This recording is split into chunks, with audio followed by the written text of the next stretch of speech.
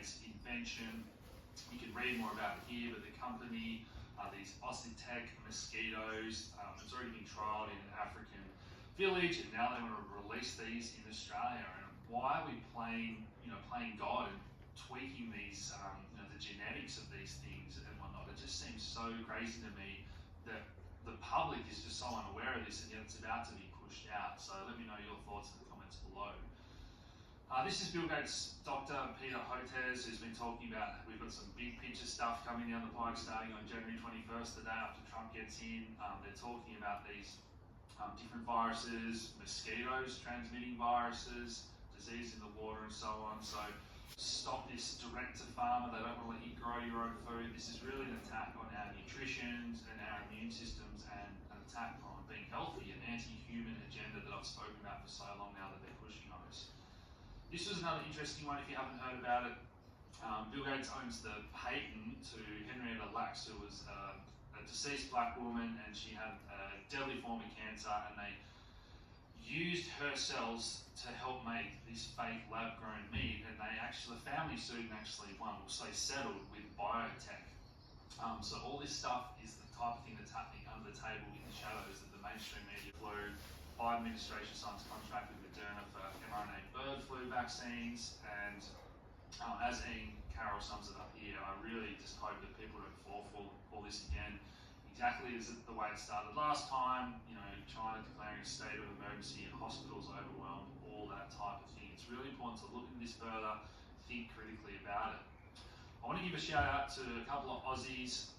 IMA, I hope I'm pronouncing that correctly. This song really went viral of hers. I think she lost her contract, whoever she had at the time in the industry, but she's really calling out all this stuff to do with the virus, with the likes of RFK and the Trump cabinet. But let's see what comes. Actions speak louder than words, and that's why I'm really waiting for January 20th. Okay, this is a good chart I just wanted to share below here. Re-questioning everything, going back down the rabbit hole. As someone who was a pharmacist, plenty of friends who are doctors, we didn't get taught any of this stuff at uni. So this is the rates of measles, which had declined 98% before the measles vaccine was introduced just there.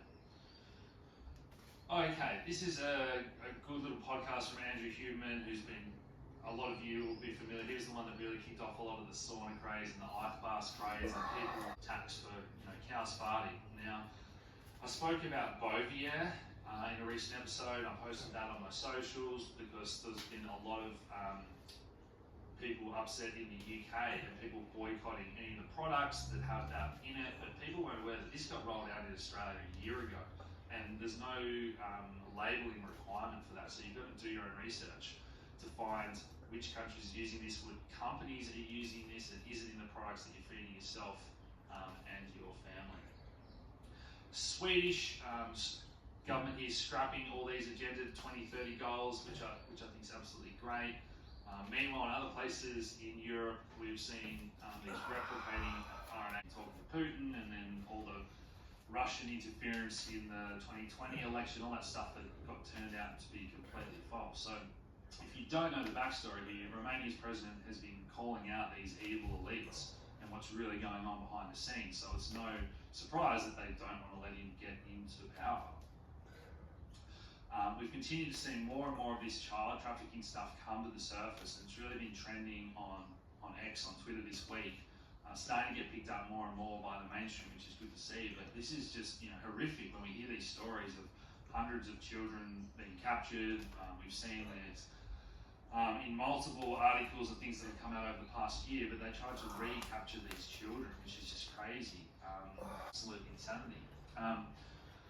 People don't trust the government because, with all the Epstein stuff, I keep talking about how this is the tip of the iceberg, and why hasn't anyone been named? Why hasn't anyone been sent to prison? Why isn't this being investigated? Hopefully this comes on January 20th when Trump gets in, fingers crossed.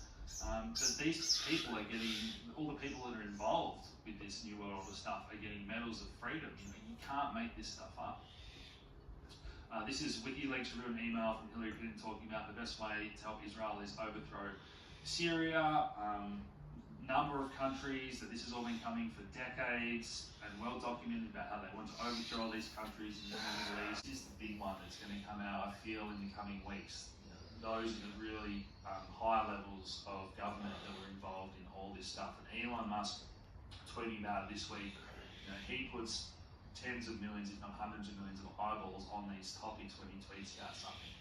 If you haven't seen these sort of clips before, we've got Secret Service agents talking about the evil done by Hillary Clinton and these laptops, Hunter Biden's, hers, all this evidence that hopefully is going to come to the surface soon enough. And Elon has been demanding full transparency for everyone involved, Hollywood, all the blackmail stuff we saw from Epstein. It looks like he was probably a Mossad agent. To comprehend. It's uneasy, it's disturbing, but unfortunately it is very real. So if you're not familiar with this, go to the platforms without censorship like X, Rumble, BitChute, Odyssey, and there's plenty of great docos on this topic as well.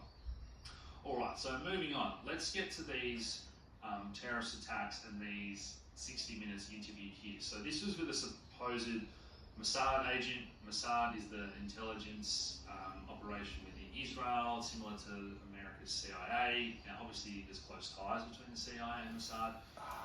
But through explosives happening on the same day, found with a gunshot wound in his head. Tesla trucks can be self-driving. There's just so much about this that really doesn't add up.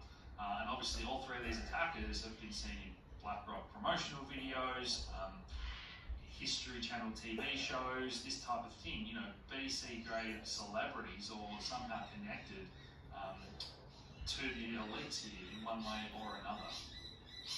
And finally, the next day we got this interesting email shared by Sean Ryan, who's become a huge podcaster, YouTube channel. I believe he's done a lot of great work. He's shed some light on some really important topics, but a lot of people are questioning the legitimacy of this email. For starters, there's words here that are underlined in red. When you're typing an email, obviously spell check comes up, but this does. Folks roll through. People are saying it's got this burnt chemical smell to it. Some people claiming that it's making them sick. We don't know what it is yet, but these, some places it fell as almost like a snow, and people are picking it up, and it's this lightweight plastic. It doesn't want to burn. It won't melt. It's definitely not snow, but we don't know what this is just yet. So something we'll continue to look into. And Julian Assange spoke about this in 2018. This intelligent smart dust, whether or not these ties into some sort of nanoparticle or some sort of chemical, or we don't know yet. Like as I said, we're going to continue to investigate and question everything until we get to the bottom of all this. Now, Elon's always been a divisive one, and he changed his name to Kekius and Maximus. Going to actually follow through. And like I said, actions speak louder than words. So I can't wait for January 20th if they release the Diddy files, the Epstein list, the JFK stuff, the 9/11 documents. I'm really hopeful that we do get there. And Trump chose one hell of a day to have his rally in DC, National Popcorn Day, guys. So grab your popcorn. I'm not sure what's going on. The world's getting very, very crazy of late. The lightning struck all three of these buildings in the US on New Year's Eve: Empire State, State Capitol, and the Washington Monument. So strange times, guys. Question everything. Keep an open mind. Head over to nuggetsnews.com.au if you want to sign up for our free newsletter. All our crypto-based research, as crypto and decentralization is the only way forward to take the power away from the evil elites. I'm humbled that you're here. Thank you. I suppose that's how the best moments happen, just off the cuff, and then this is where we end up. So thanks for having me, Dom. Yeah, well, I appreciate it. I phoned around different people who've had on the podcast that are former teammates of yours and people that know you to try and get some, dirt or some icebreaker stories. Every single person, to the last man, had nothing but nice words to say about you. This is from Zach Gilford, Yes. that you played with for a short time. Yes. Kiev is the nicest guy in the world. I aspire to be a kind soul like him, not an egotistical bone in his body. Literally the nicest guy I've ever played with. No real yarns, sorry, just a top man. Oh. And everyone says the same thing about you. I spent a bit of money just making. One of the things that the father said to me is, it's in here. It's your relationship that you have with God. So sort of opened up my eyes a little bit. Can't always be at church, but it's where that heart and where your mind is being very formal, and that is really important to me and how I had that relationship as well. That's such a cool story. And there were some teammates, was there like a cluster of All Blacks at the time that were church going? Oh, there was me that stopped through, and I think Jerry stopped in for a little bit as well. Jerry Collins? Yeah, the late Jerry Collins, rest in peace, yes. So I think in all the teams I've played in, that's probably been a thread that's been there the whole time, even when I first started playing. So Michael Jones was a big part of my career, especially at the start, and Ronnie Clark, so had some really good guidance from the beginning, and they were just guys that, I think it's really important as we go through our careers, just being happy staying with who you are, be true to who you are, right? Yes, what sort of things what do you have to confess? Is it like losing your temper, or what is it? I just can't imagine you having much to say in that booth. Dom, by no way am I perfect, and like every person, every Christian, we have our faults. So yeah, that's me. Just we get the choice. We get to make a choice on how we get to see things, and that's probably where I think people can look to.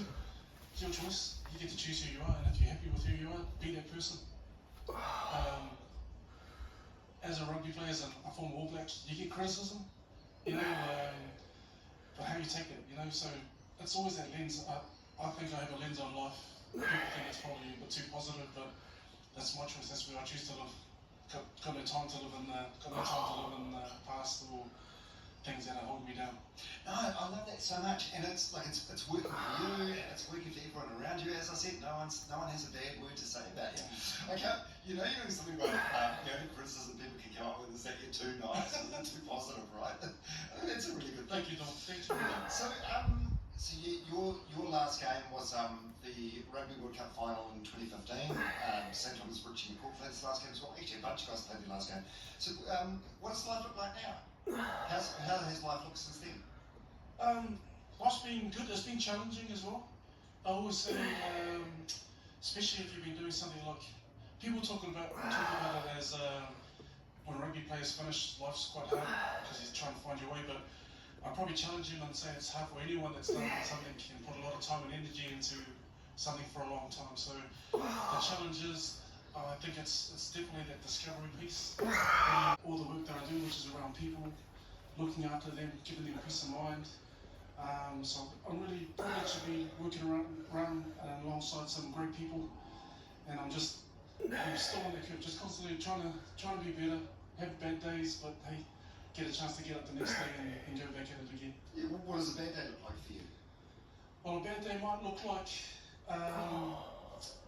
when you're a day out preparing for Fight for Life, and you find out that you've got a heart condition, and that changes everything. It changes one of the things that form my club is being able to exercise, and when you can't do that to the capacity that you enjoy doing that, and you have to look at things a little bit differently.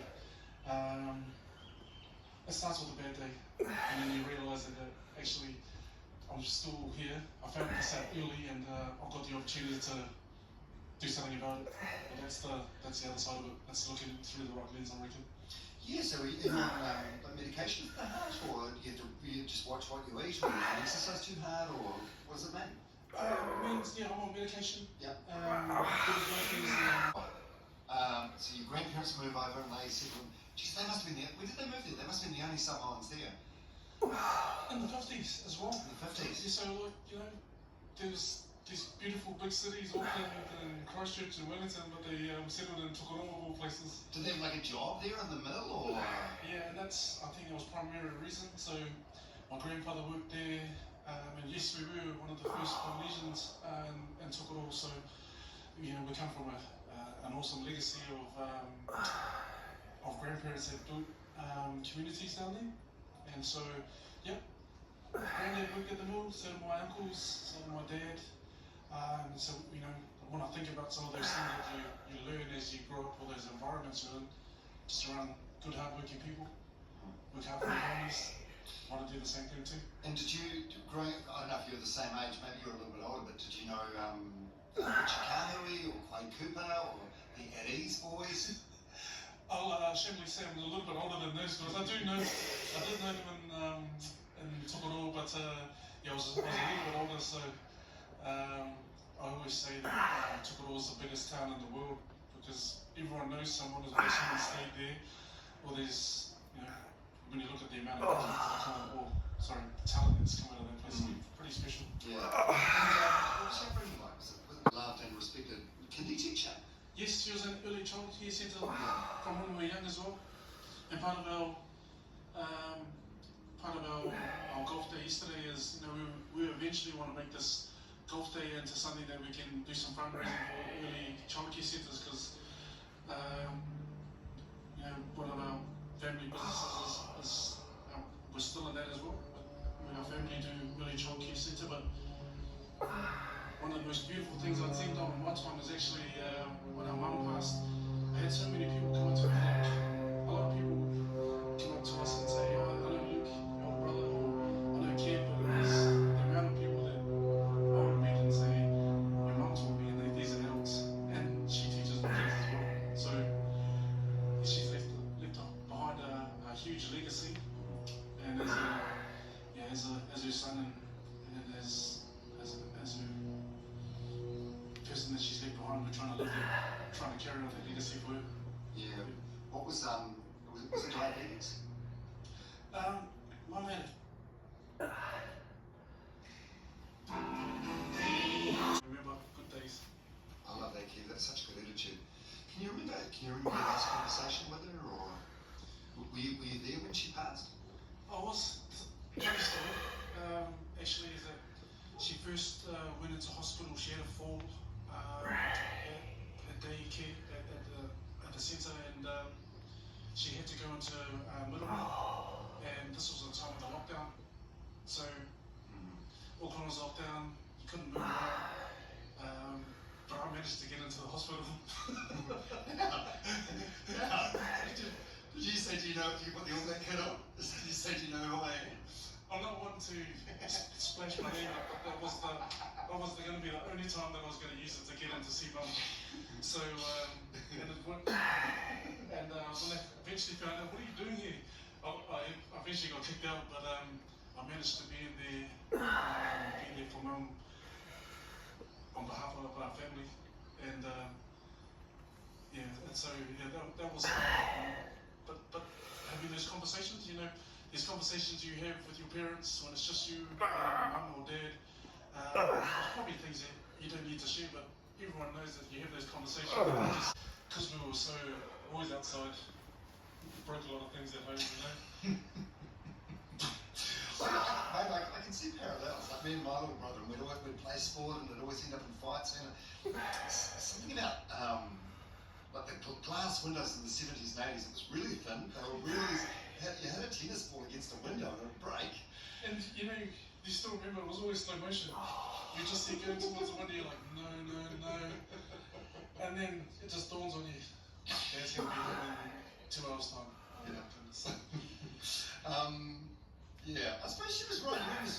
Sneaking into Middlemore to see her, that was mischievous. That was what I had to do. It's one of those moments where you're just like, family, I'm going to do this. I don't like doing it. Yeah. We made it happen. So, that's cool. I bet you don't regret that at all. That's really cool. Yeah. So you were there when she passed. And then she passed. We were all there. Okay. We were lucky enough to have family in. Oh, that's nice. So she came home for her last couple of days, and I don't know. She wasn't awake.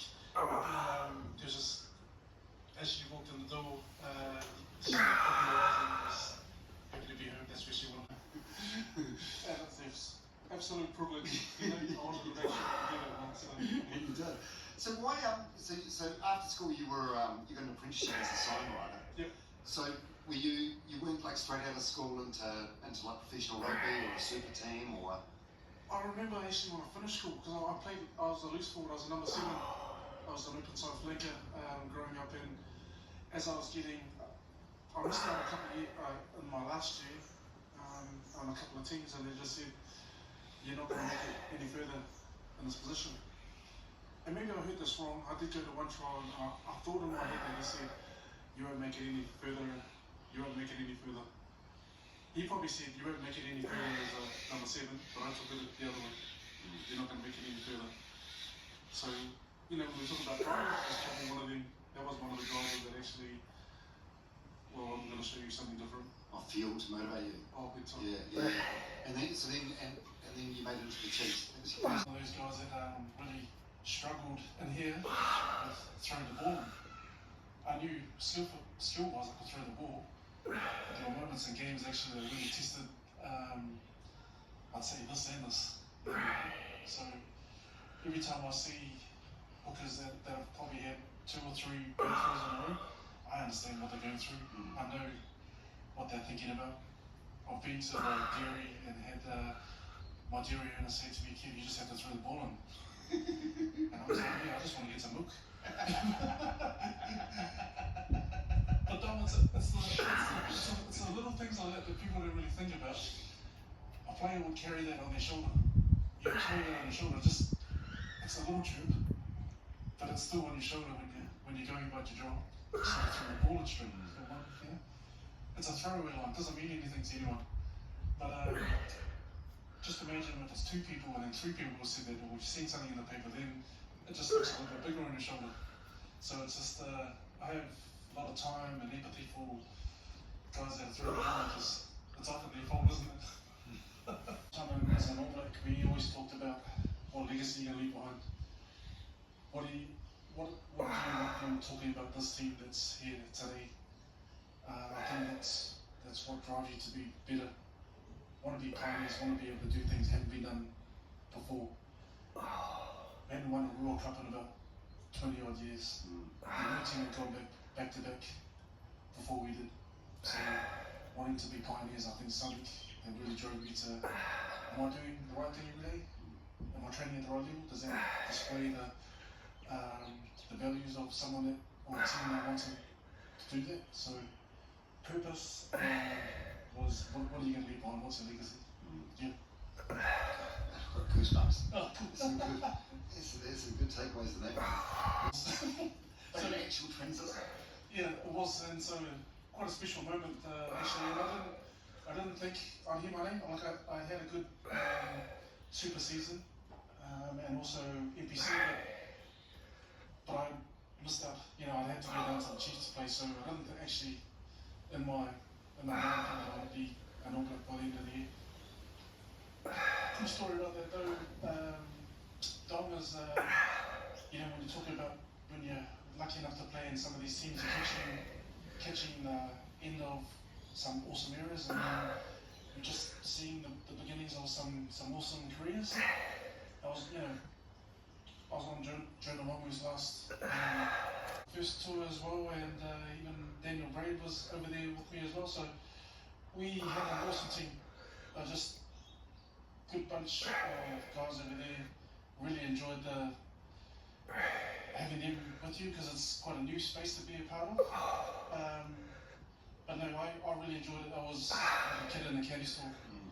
If you've seen an All Black where they kit you out, especially the first one. You're still like it's all for real.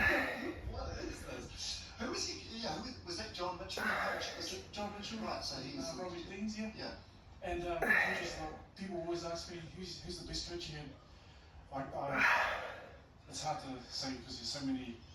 They're all good. You just take these bits and pieces and take it to everyone. Some of them couldn't finish a game. They're actually part of the game plan. How do you finish a game? How do you bring on this energy that is part of winning games? So I've had those conversations, asking coaches, what can I do to be the starter out there?